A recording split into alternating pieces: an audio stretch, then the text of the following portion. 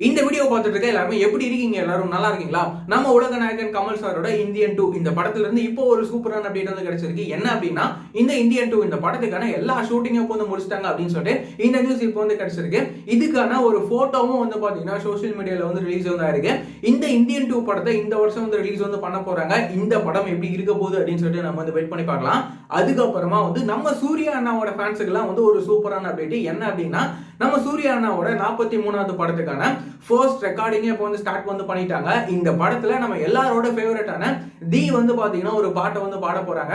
ஏற்கனவே நம்ம ஜிவி அண்ணாவோட மியூசிக்ல நம்ம சூர்யா அண்ணாவோட சூரரை போற்று இந்த படத்துல நம்ம தி வந்து பாத்தீங்கன்னா காட்டு பயிலே அப்படின்னு சொல்லிட்டு இந்த பாட்டை வந்து பாடியிருப்பாங்க.